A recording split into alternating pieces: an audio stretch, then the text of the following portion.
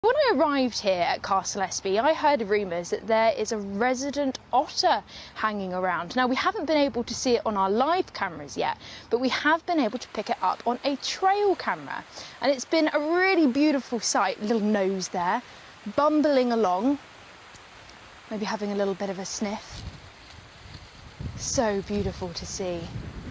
And here is really cool. This is its resting site. You know, they have 30 to 40 resting sites in their territory, something I was quite surprised to hear. And across Northern Ireland and Ireland, they can see in a variety of different habitats. Coastal areas they quite like. They also like shallow rivers and bigger rivers. They have to remain close to fresh water to keep their fur nice and waterproof. But they are quite successful here. And I have to thank the Vincent Wildlife Trust for this. They allowed us to see some of their distribution. So here I have a map, and they've got lots of sightings sent into them. 12,268 sightings to be exactly precise.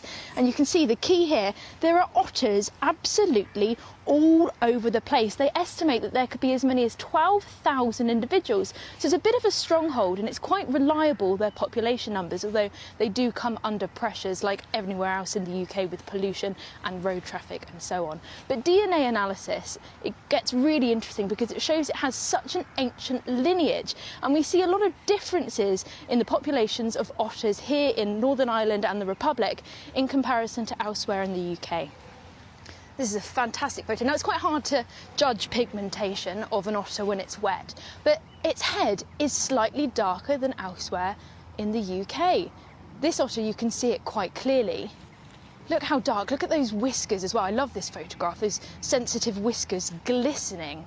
Now, what also is quite apparent with the populations here across Ireland and Northern Ireland is when you look at their skulls. So here, we're very fortunate to have two otter skulls, one female and one male. And they actually differentiate sexual dimorphism, the difference between males and females.